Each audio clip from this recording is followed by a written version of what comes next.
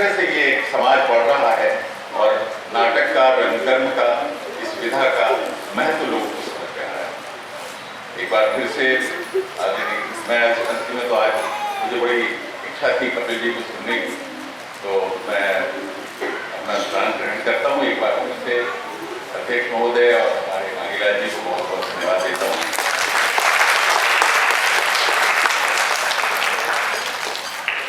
धन्यवाद राजीव वर्मा जी। और मैं अब आदरणीय पद्मश्री डॉक्टर कपिल तिवारी को सादर आमंत्रित करता हूँ कि वो आए। कर रहे हैं, लेकिन हर कहानी इस लायक नहीं होती तो उसमें इतने नाट्य तत्व हों कि उसका मंचन किया जाता। थोड़ी सी कहानियाँ होती हैं, लेकिन मुझे ऐसा लगता है कि प्रेमचंद जो है और परसाई, हमारे पास दो ऐसे कहानीकार हैं जिनकी कथा, जिनकी कहानियों नाट्य के तत्व और उनका नाट्य रूपांतरण बड़े पैमाने पर हमारी हिंदी खिला जाता है। तो आपके लिए बधाई, आप साहित्य को थोड़ा सा नाटक पर लाए। तो ये हम अपने महान से भी नाटक के बाहर होते हैं और जीवन से भी। देखिए, ये आज प्रेमचंद की कहानी रूबी का, मैंने तो बहुत छोटा था उस समय, हमारे कोर्स में पढ़ता था, तो इतनी मार्मिक रचना और एक अस्थायी वृद्ध महिला, देखिए वो एक तृष्णा की मारी स्वाद, वृद्धावस्था जिसमें सब उपेक्षा कर रहे, किसी को उनकी जरूरत नहीं, लेकिन एक समारोह में तरह तरह के व्यंजन बन रहे हैं और स्वाद की जो गंध है वो एक बूढ़ी काकी तक पहुंच रही है और उसको पाना चाहती है। उस मनोविज्ञान का इतना सुंदर और मार्मिक चित्रण प्रेमचंद ने किया। अन्यत्र दुर्लभ। प्रेमचंद को हमारे हिंदी क्षेत्र में लोगों की उंगली पकड़ के उस सामाजिक यथार्थ की तरफ ले गए थे जो वास्तव में जीवन में चारों तरफ फैला हुआ है। अब देखिए, नाटक की जहाँ तक बात है, मैं बार बार इस बात को कहता हूँ कि गहरे रूप में नाटक जीवन के विद्रूप पर रचनात्मक कटाक्ष, और भारतीय समाज में और जीवन में इतना विद्रूप बढ़ रहा है, इसको बहुत सारे नाटकों की जरूरत है अपनी अभिव्यक्ति की। मैं नहीं समझता कि इतना विद्रूप से भरा हुआ समाज इस समय दुनिया में कहीं और होगा। रचनात्मक प्रेरणा के लिए हमें कहीं और जाने की जरूरत नहीं, वो आसपास ही चारों तरफ फैला हुआ। हमें केवल आंख खोल के उसको देखना, समझना और रचना में रूपायित करना सीखना। मित्रों, ये शहर जो है, ये इसमें महान रंगकर्मियों को देखा, उनके काम को देखा, कारण को देखा, अभी कर्मी को देखा, यहाँ बड़े रंगकर्मी हुए। मुझे थोड़ा सा उनसे जुड़ के और उनका साथ आने का सौभाग्य मिला है। अभी कर्मी के साथ कुछ ज्यादा, कारण के साथ थोड़ा सा कम, लेकिन ये मागी जो है, ये तो कारण की परंपरा के व्यक्ति हैं। कारण हमारी भारतीय रंग परंपरा के ऐसे दुर्लभ व्यक्ति हैं जो शास्त्र और लोक का भी एक संश्लेष है और दक्षिण और उत्तर भारत का भी एक संश्लेष है। वो कर्नाटक से आते थे। उनकी जितनी पकड़ यक्षगान के माध्यम से कर्नाटक के संगीत पर थी, उतनी ही गहरी पकड़ उनकी जो है वो हिंदुस्तानी शास्त्रीय संगीत पे थी। पूर्ण पंडितों का नाथ ठाकुर से संगीत की शिक्षा थी और एक भव्य रंगमंच की तरफ उनका जो स्वाभाविक रुझान था। मेरा ऐसा मानना है कि उनके उस रुझान, स्वभाव और परिश्रम के कारण एक बार फिर से हिंदी में एक क्लासिक रंगमंच जो है वो देखा था, प्रसाद देखा। ये कारण कई सामर्थ्य है, उसको भी कर सकते हैं। और एक दूसरी अति पे लोक का एक पुनराविष्कार करने की जो असाधारण क्षमता हरी तनवीर में थी, और उन्होंने चरणदास जी यात्रा बजा अद्भुत नाटक लिखे। और देखिए, बहुत कम लिखे हुए नाटकों को किया, खुद भी नाटक लिखते थे जब उनको ऐसा लगता था देख रहे हैं नई जगह। महान नाटक, जब मैंने उसको देखा तो उसमें बड़ी लंबी बातचीत की थी मुझसे। बोले तुम्हें क्या समझ में आता है ये जो आज मैंने लिखा है? तो हमने कहा संजीव जी, हम लोग बहुत छोटे लोग, हम आपका क्या मूल्यांकन आपके सामने कर सकते हैं? आपने लिखा है तो कुछ सोच के ही लिखा होगा, लेकिन मैं एक दर्शक के रूप में आपको बता सकता हूँ कि एक महान अनुभूति को आपने इसमें चित्रित किया कि एक आदमी है जिसको कहा जाता है कि तुम जो है न्यायाधीश हुआ, राजा है उन्होंने कह दिया तुम न्यायाधीश हुआ। अब वो उस काम के लिए बैठता है, सच्चा आदमी है, जीवन से आता है, सरल है, और वो पाता है कि मैं किसी भी दूसरे आदमी का न्याय नहीं कर सकता, मैं किसी दूसरे आदमी का न्याय नहीं कर सकता, मैं अपना ही न्याय कर दूं जीवन में, बहुत बड़ी बात है। वो उस पर छोड़ देता है, फिर कुछ और काम करने लगता है, लेकिन बड़ा हताश रहता है। तो उससे एक दिन पूछते हैं कि आखिर बात क्या, तुम करना क्या चाहते? तो वो जो उत्तर देता है, वैसे उत्तर सदियों में कोई एक आदमी कर देता है। वो कहता है कि यार दरअसल मैं करना ये चाहता हूँ, मैं अपनी जिंदगी में सिर्फ एक ऐसी रोटी चाहता हूँ जिस पर खून की धब्बे न चले। कैसी रोटी नहीं थी, मेरे समय ने ही कुछ ऐसा कर दिया है कि मैं जो कुछ भी करता हूँ उस करने से जो रोटी दिखती है, मैं पाता हूँ कि उसमें कहीं पाप की चीजें, एक पवित्र रोटी मिल जाए, बस इसके लिए काम करता है।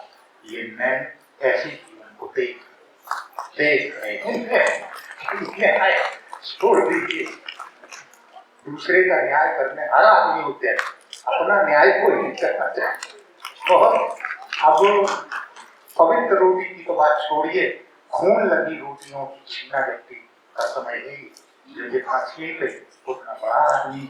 तो जो कटाक्ष करने की जो क्षमता थी उनमें, जो अपने समय का विद्रूप पकड़ने की क्षमता थी, और उसको बहुत साहसपूर्वक कहना, उसको रचनात्मकता के साथ रंगमंच पे संभव करना, तो महान उन्हें संभव किया।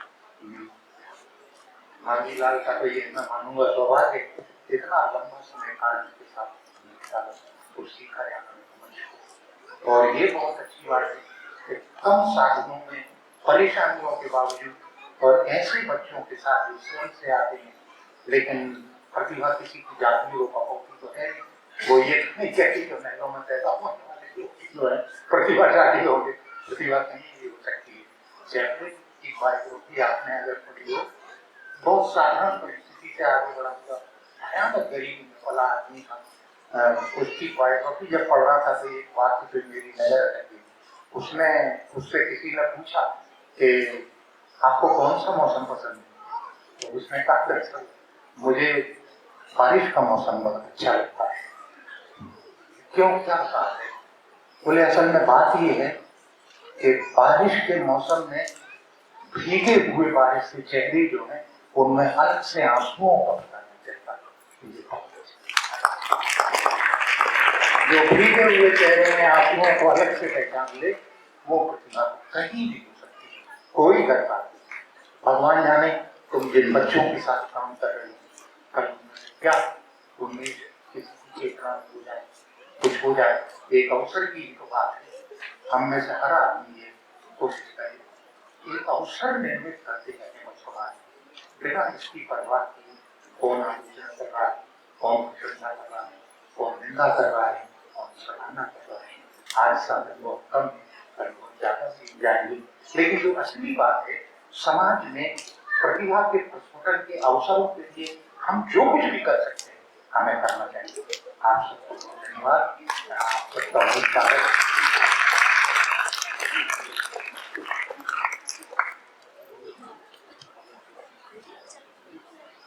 आप सभी का बहुत बहुत आभार।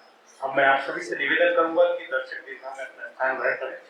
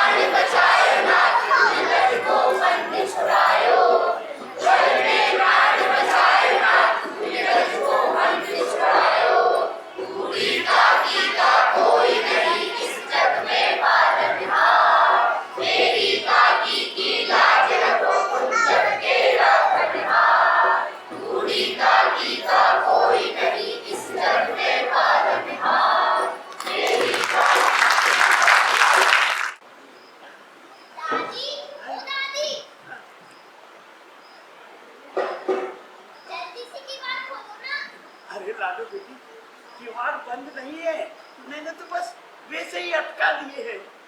आजा। दादी दादी सुखराम भैया है ना? हाँ, यहाँ तो कोई भी नहीं है भैया।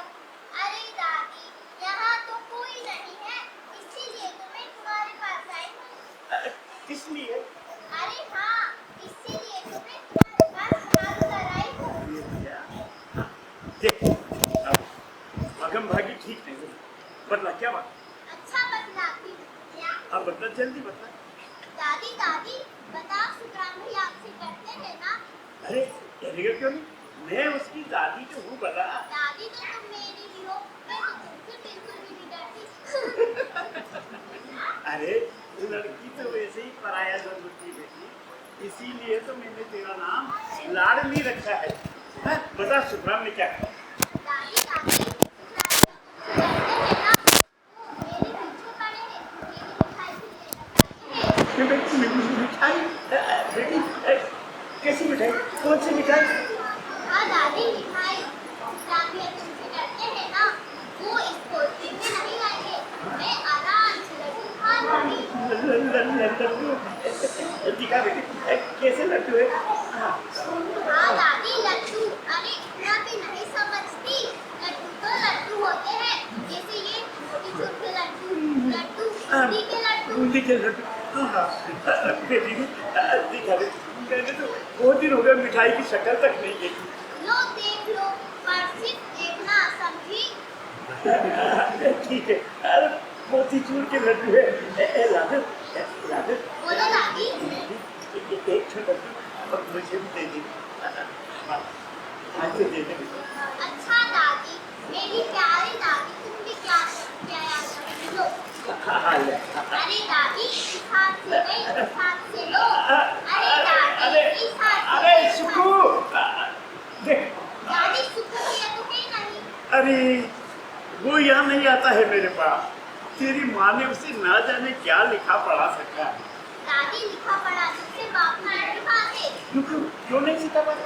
अरे दादी छोड़ो भैया की बात, लो लड्डू खाओ। सुखराम भैया तो मुझसे दोनों ही लड्डू छीन रहे थे। अच्छा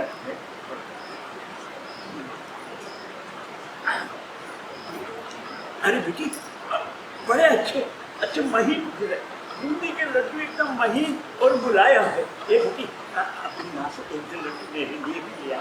अरे दादी, अदना एक एक लड्डू खा लेते हैं, कहीं मेरी चोरी पकड़ा गई तो तुम भी लपेटे में आ जाओगी। मैंने क्या किया बता? चोरी की लड्डू खाने की मैं समझी, माँ से मांगूंगी तो माँ मुझे भी मारेगी। अरे जा दादी, कल सुखराम भैया को तिलक चढ़ेगा। तिलक? हाँ, माँ बापू हलवाई से पाँच किस्म की मिठाई लगवाएंगे। पाँच किस्म की मिठाई? हाय राम। हाय राम नहीं, हाय सुखराम कहो दादी। तिलक भी सुखराम भैया को चढ़ेगा। हाँ बेटी, लाडो ये बुआ कल कब आएगा? कल आएगा। कल आएगा? कल मैं भर पेट खूब मिठाई खाऊंगी, पेट भर के। आज हाँ बेटी, बड़े दिन हो गए मैंने मिठाई का मुंह नहीं देखा। ओहो, ये मुंह और मसूर की दाल, कैसी दाल? किसकी दाल? अरे खाऊंगी मैं, क्यों नहीं खाऊं? अरे मेरे पतियाओ, मेरे पोते का तिलक जो होगा मैं तो खूब खाऊंगी। अच्छा दादी अब मैं जाती हूँ। आप तू जा जा। और सुन बेटी, अगर बहू अगर लड्डू दे दे तो सुन चली गई।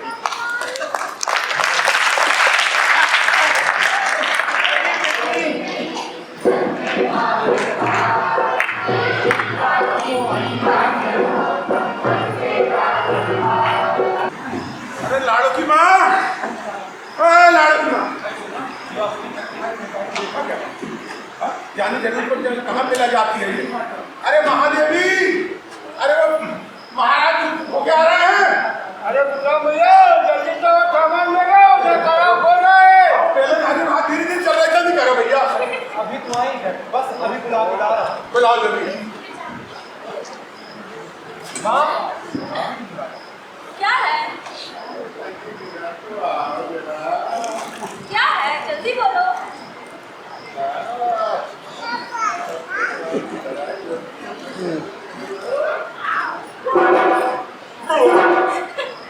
अच्छा नहीं यार, ऐसे काहे देखकर?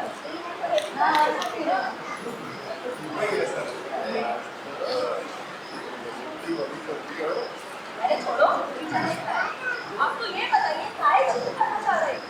हमारे 10 हाथ थोड़ी है और नाम है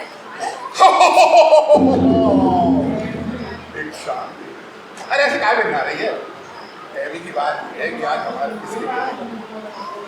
हमारे बेटे का तिलक है रिल्पा, हमारे बेटे का तिलक। अरे छोड़ो करूँगा, मतलब कराइए, हमें तब मारने की भी फुर्सत नहीं है। अरे तो यहाँ कौन मक्खी मारने की फुर्सत है? अरे महाराज देखो जरा बेला धारी हाथ धीरे धीरे चल रहा है। अरे भैया जल्दी से और पूरी भेजने वाली को भेजो। एक और लाइन आगे के नहीं, दोनों का तक बुला गए कि नहीं, कोई आ गए कि नहीं, जैसे मंडराज में इस काम में चला है ना। अगर समझाने में अगर अपनी गई तो लाज नहीं, ठीक है ना? जल्दी हाँ, बस अभी जाओ, इज्जत नहीं बचेगी नहीं तो जल्दी करो। हाँ कादेवी जल्दी करो भैया। देखो ना बाबू कहाँ क्या बोल रहा है? अरे तो हमें सोच समझ के बोलना पड़ा। देखो इसकी संग्राम की महत्ता आई। छोड़ो, अरे देखिए सहनाई वाले अभी तक नहीं आए, वो अपनी बीमारी की अब तिलक चढ़ने के बाद लाएंगे, जाइए। और हाँ, आपने कहा था तो 2-4 ढूंढेंगे और बहुत ही महाराज जी का पूरे मिलवाने, तो हम लगे तो कहिए और पहुंच जाएंगे। चलो मसालों के भूनने और पकने की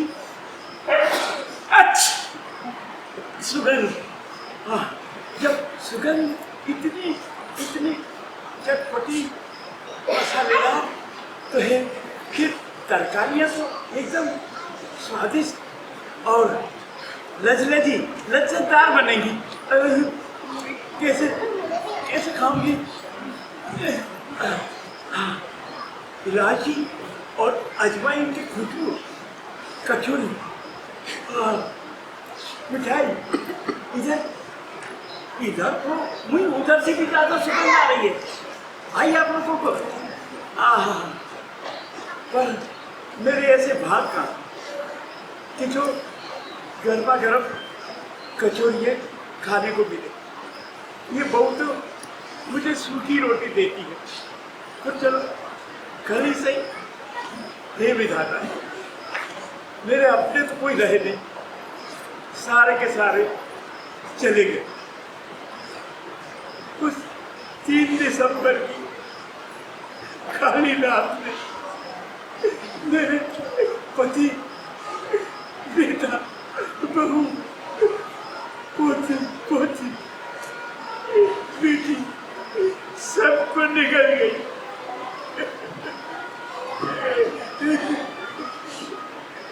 भोपाल आए स्टेशन, इसी तरह देखो पूरा शहर, पूरा भोपाल हाल बेहाल था। घर में, पड़ोस में, सड़क पर, अस्पतालों में, रेलवे स्टेशन पे जहाँ था हर जगह लाशें लाशें लाशें लाशें ही लाशें पड़ी हुई थी। मैं अब आगे कैसे बच गई? ये भी ना था, गया, सब गया, गया जी में बहा कर आ गई।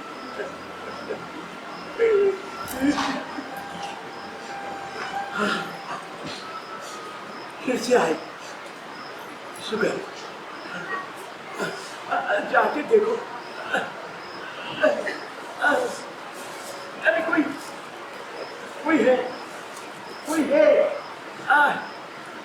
अरे कोई है, लगता है सारे के सारे नए मेहमानों ने घर में पूरा कब्जा बना लिया। अब नक्कार खाने में तूती की कौन सुने, तूती की कौन सुने, कोई नहीं। अरे कोई है, कोशिश करती हूँ, कहते ना कि कोशिश करने वाले की कभी हार नहीं होती, करती। हाँ, रानी भी नहीं दिखाई दे रही। उस सुखराम मुंडगी, वो भी आज सवेरे से मेरी कोठरी में नहीं आया, वो अपने तिलक के चक्कर में लगा होगा। चलिए मैं ही जाकर देखती हूँ कहीं खुशबू कहाँ से आ रही। महाराज के पास चलते पर आए हैं गरम गरम खस्ता खस्ता कचौरियाँ महाराज बना है, वही जाकर देखो। ढाबे में एक कचौरी हाथ में तो देखे, देखो बड़ी इच्छा हो रही है।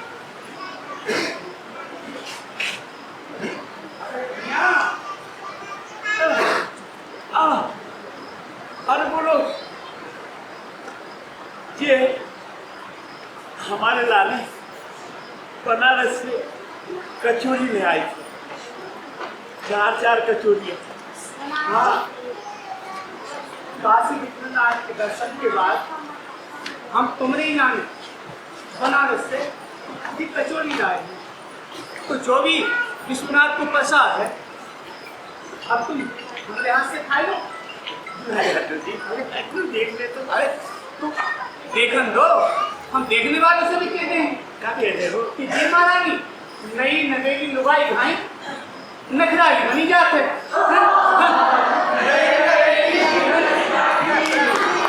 अरे हटो रे, दूसरों के घरों में ताक झाक करते हो, शर्म नहीं आती तुम्हें? अपना अपना काम देखो। आप मैं भी चलो।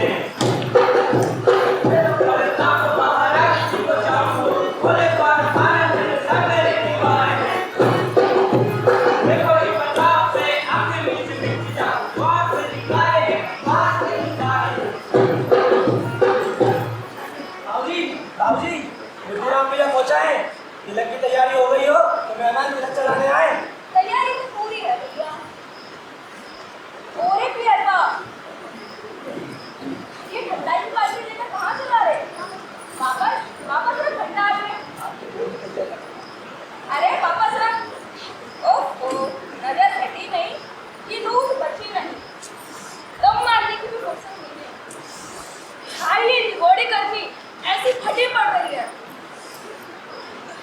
गला सूखा जा रहा है। सूखा रंग भी तो अपना ही है ना। धीरज होने से पहले कैसे काम चलेगा। पड़ोसी का विवाद बनाएगी कहेगी अरे पूता नहीं था तो काय को रोता दिया, गाँव के गाँव को सारे रिश्तेदारों को। अरे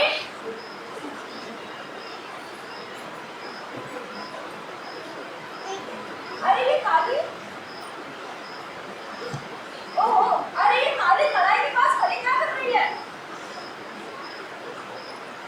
अरे ओ काकी, तुम यहाँ कढ़ाई के पास क्या कर रही हो। कचौड़ियाँ देख रही। अरे माता गजब कर दी। आग लगे ऐसे पेट को। पेट है या भात। कोठरी में बैठ के तुम्हारा दम घुट रहा है क्या। अभी मेहमानों ने नहीं खाया है। भगवान को भी भोग नहीं लगाए। तब तक के लिए इतनी सी धीरज कहाँ से आई?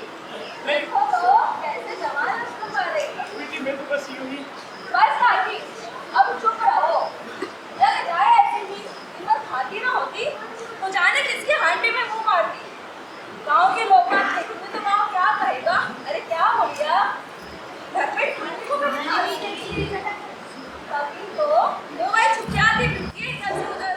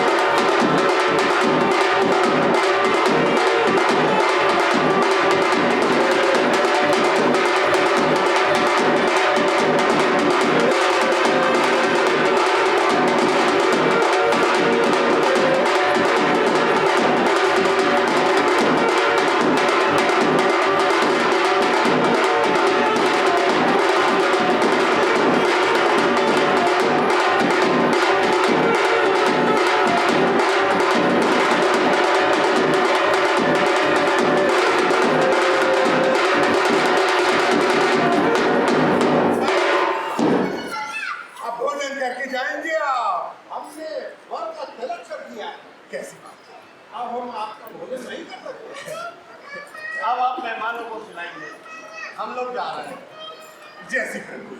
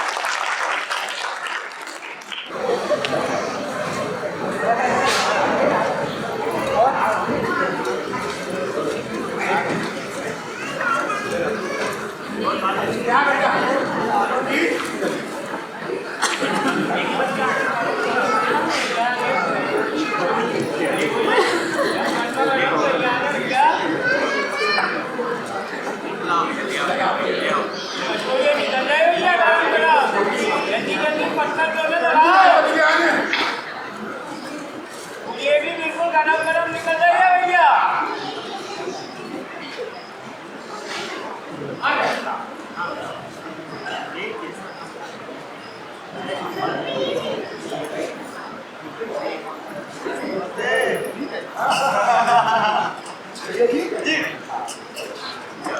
चलो रायता ले जाओ, रायता। सब्जी ले जाओ, सब्जी।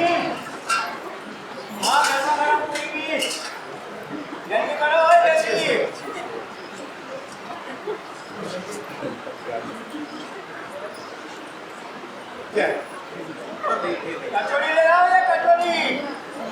क्या हो गया?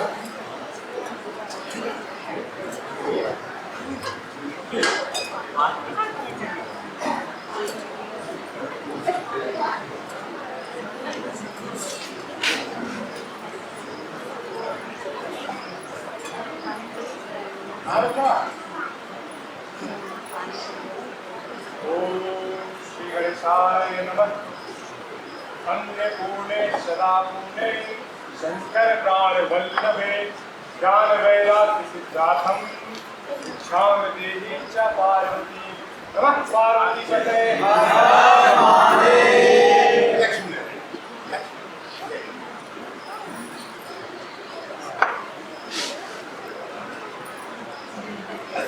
हाँ राजा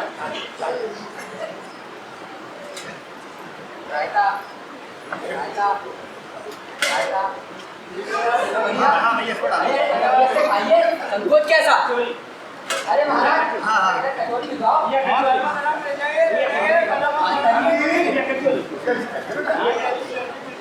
अरे ले आओ ये।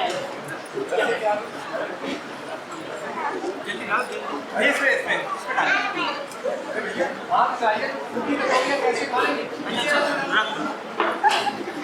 संकोच नहीं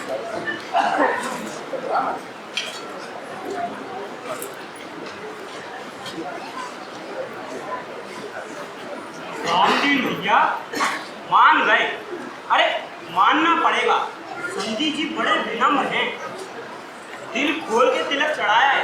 हाँ, सवा से कम का नहीं होगा वो चांदी का थाल।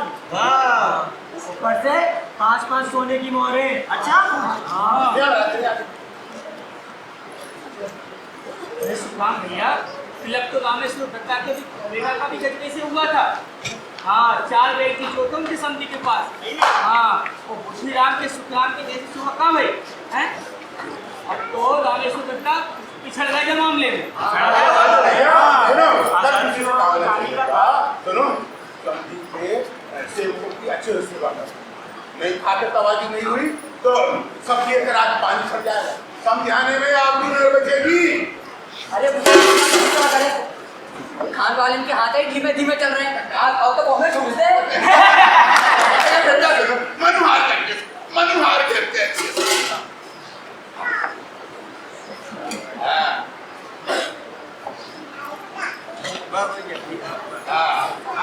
तेरी घोड़ी चलेंगे खेत में, समझी तेरी घोड़ी चलेंगे खेत में।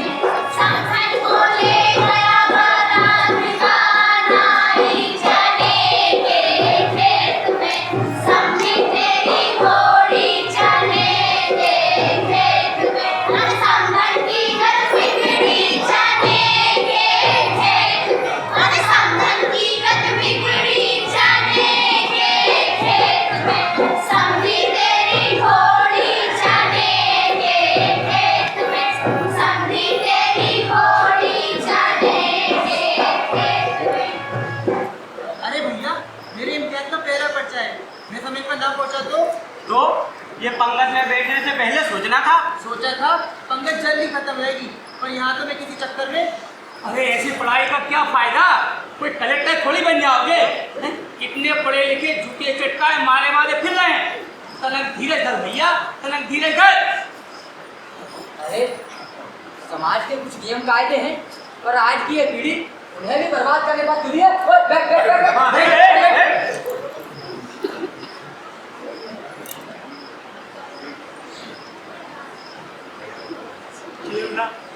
जीना हुए गीत गा रहे हैं।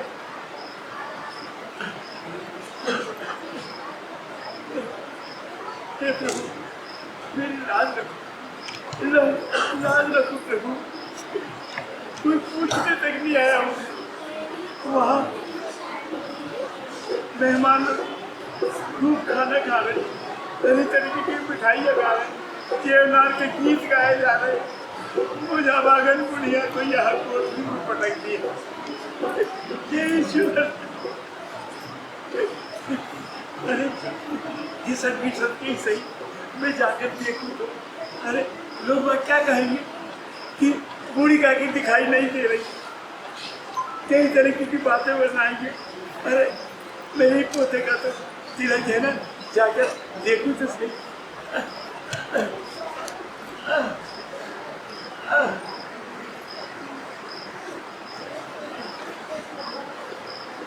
अरे कुछ तो बोलो, अरे कोई सुन रहा है क्या? अरे देखो, अरे भैया, अरे अरे किसी का ध्यान ही नहीं जा रहा, सब अपने में मगन है। अरे ये अपाहिज बुढ़िया रेंटू हुई किधरम प्रभु, अपाहिजम भगामी बुद्धिरामा, क्षमम पापम राम, त्राहिमाम मालूम यातम होतम की भूखी विकारिणी दृश्यन्ति ग्रहम अपवित्रम ग्रहम गुरोति। कोई विकारिणी निकालो ऐसे शीख। ये क्या हो गया इस पीढ़ी को? न भाषा ज्ञान, न व्याकरण, न हिंदी, न संस्कृत, नहीं क्या हो गया इस पीढ़ी को? न बड़े बड़ों का पहचान देंगे, वृद्धा को भिखारी में सब गड़बड़ कर दिया इस आज की दुनिया में। अरे इनकी दुष्टता कितनी बढ़ती जा रही है, भोजन करना भी मुहाल हो गया। भैया इनको हटाइए। बड़ी मुसीबत है, ये वाला कहाँ से प्रकट हुई बुद्धिराम?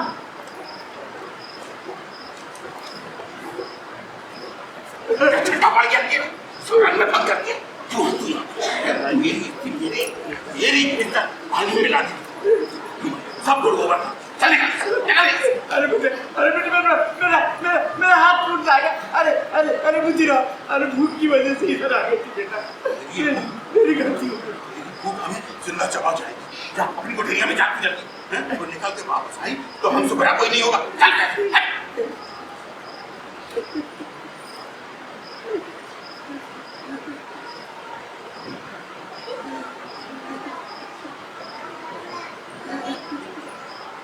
राम भैया, बाबूजी दादी को क्यों नहीं कर? ऐसे में अगर उसका हाथ जाकर तू तो चुप कर, तुझे क्या करना है?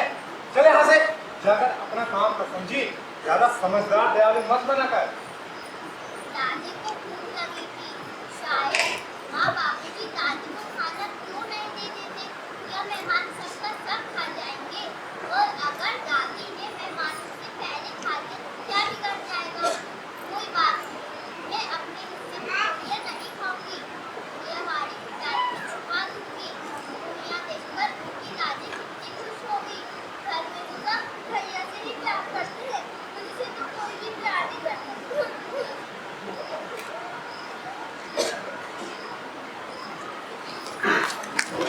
रूपा बहू ने ठीक ही किया।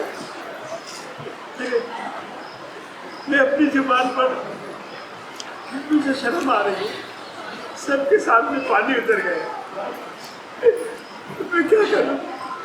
मेरी जुबान ही मेरे बस में नहीं, मेरी शुजा मुझे एकदम आज से दग्ध कर देती। हे प्रभु, ये किस अपराध की सजा दे रहा है?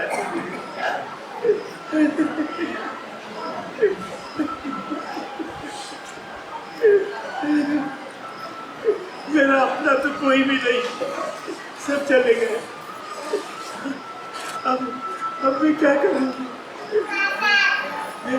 मैंने अपनी जमीन जायदाद सबकी सब इस बुद्धिराम को दे दी, पर हे भगवान, तूने बुद्धिराम को इतनी सी बुद्धि नहीं दी, इतनी सी दया नहीं दी उसके दिल में कि अपनी माँ समान काकी को इस तरीके से घसीटा, इस तरीके से धक्का दिया, वो भी खाली पुड़ियों के खातिर, और तो और पुड़ियों के खातिर ही रूपा बहू ने सारे मेहमानों के सामने मुझे लताड़ा, मुझे गालियाँ दी। अरे फिर भी इन दोनों का ये पत्थर जैसा कलेजा पसीजा ही नहीं, हे विधाता, हे ईश्वर, मेरे कौन से जन्मों के कर्मों का फल दे रहा है, सजा दे रहा है भगवान। मुझे क्षमा कर दीजिए। मैंने तो सुना कि निर्मल के बोल रहा तू भी मुझे भूल गया। आए भी जाते ये प्रभु, अवगुण चित्त न धरो, अवगुण चित्त न धरो प्रभु मेरे, अवगुण चित्त न धरो, अवगुण चित्त न धरो प्रभु मेरे, अवगुण चित्त न धरो। पूजा में लागत लोहा, पूजा में लागत एक घर बधिक पड़ो प्रभु मेरे, अवगुण चित्त न धरो। पारस गुण अवगुण नहीं जानत, पारस गुण अवगुण नहीं जानत, कंचन करत घरो प्रभु मेरे, अवगुण चित्त न धरो।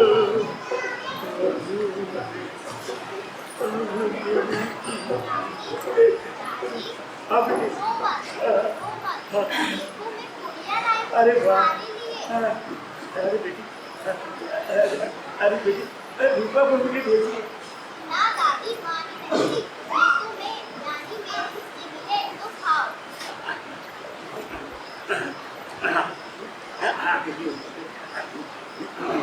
बड़ी अच्छी है। कौन दादी? अरे तू और तेरी कुड़िया। दादी पेट बहुत गया। अरे नहीं री बेटी, और इतनी सी कुड़ियों से तो भूख और जाग गई। रूपा बोल से दो चार कुड़ियाँ और दिया। दादी माँ सो गई, अब जब आओगी तो मुझे भी मारेगी। बेटी एक काम कर, तू मुझे उठा के गोद में वहाँ उधर ले चल, जहाँ मेहमान लोगों ने बैठ के खाना खाया। अरे दादी कैसी बातें करती हो, वहाँ तो केवल झूठे दोस्त करते हैं। हाँ बेटी, तू मुझे वही ले चल। चल बेटी, चल लेके चल बेटी, चल चल जल्दी, जल्दी जल्दी चल, चल बेटी, भूख लग रही है जोर से, किसी से कहा ना, चल बेटी, चल। अरे यहाँ भी खुशबू आ रही। हाँ हाँ, चल बेटी,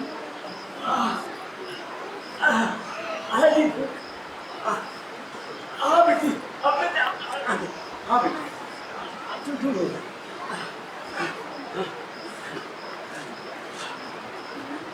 अच्छा, अरे बड़ा स्वादिष्ट है। यही कैसे दबा। हाँ, ये बड़ा कितना, अरे बस हाथ लगा, कितना फेंका है मेरे घर का नहीं, ये सब बर्बाद किया है।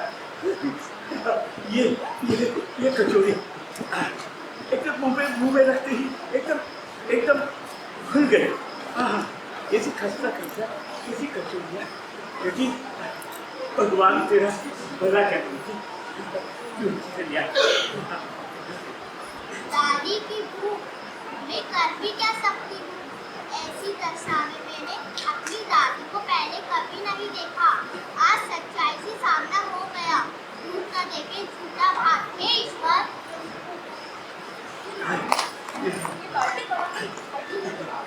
लाड़ो, ओ लाड़ो, हाय राम, ये लाड़ो झूठे पत्तलों के पास बैठी क्या कर रही है? और आपकी दूसरों के झूठे पत्तलों को चाट रही है।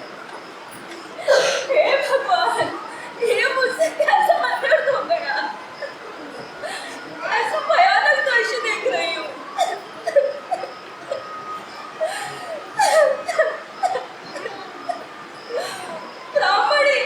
ब्राह्मणी होकर काकी दूसरों के पत्तलों के जूठे चाट रही है।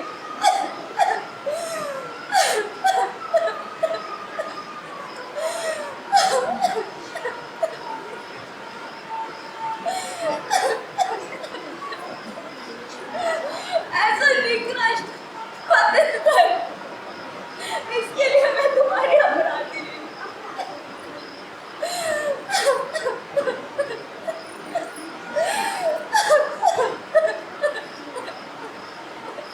हे ईश्वर, ये तुम मेरी कौन सी परीक्षा ले रहे हो?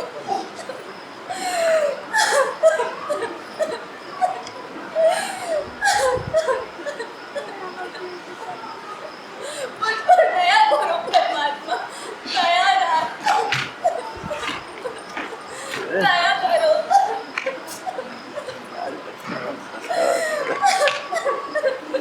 इस औरत को ना मुझे बख्श देना।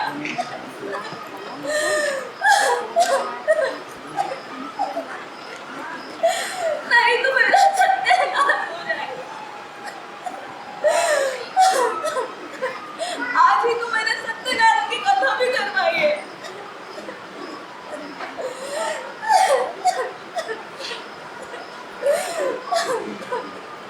आज मुझे मालूम चला मैं कितने स्वार्थी, अन्यायी, कपटी हूँ।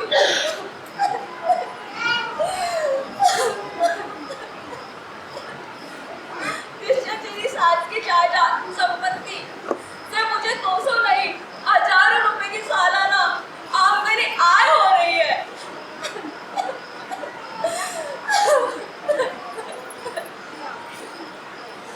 भगवान झूठ न बोल पाए, उसकी मैंने ऐसी दुर्गति कर दी।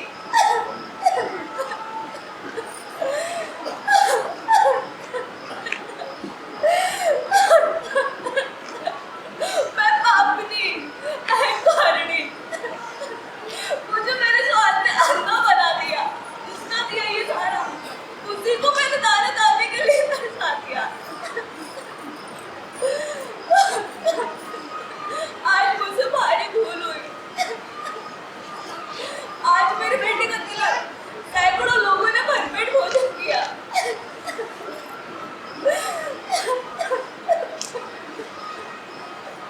उनकी आवाज, स्वागत सत्कार, उनके इशारों की मैं ताज़ी बनी रही।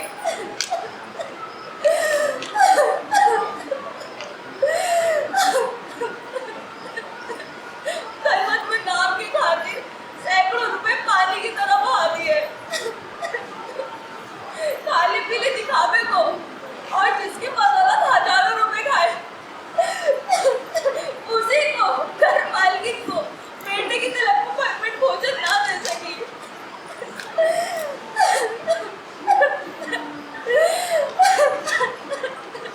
केवल इसलिए कि आज वो वृद्धा है, असहाय है। मैं अपने पाप का प्रायश्चित अभी करूंगी। मुझसे तो भली मेरी लाडली है। मैं अभी खाने के लिए भोजन की थाली से अंदर लाती हूँ।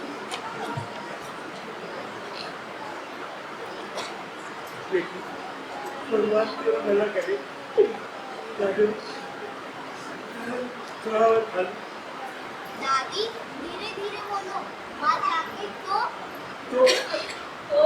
नहीं, तो कुछ नहीं होगा। मेरी बहू, मैं तेरे तेरे तेरे तेरे हाथ जोड़ती हूँ बेटी, इससे कुछ मत कहना। ये तो मेरे कहने में मुझे यहाँ तक ले आई। मेरे को भूख लगी थी बेटे। दादी मुझसे बड़ी भूल हो गई। मेरे अपराध क्षमा कर। मुझे माफ कर दे बेटे, मुझे माफ कर दे बेटी।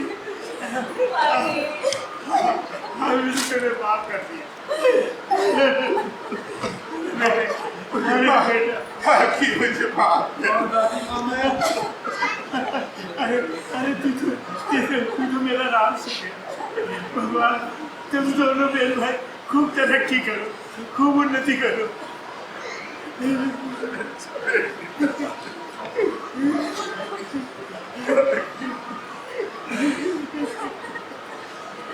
दादी देखो, माँ तुम्हारे लिए भोजन की थाली सजा के हाँ लाई बेटी।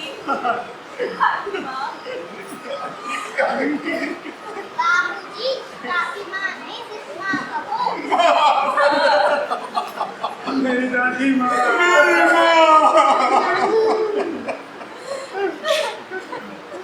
अब अगर तुम लोग कहो तो मैं तो दादी अब आप लोग भी अपने अपने घर जाकर अपने बुजुर्गों के साथ दादी इबादत अवश्य करें। शुक्र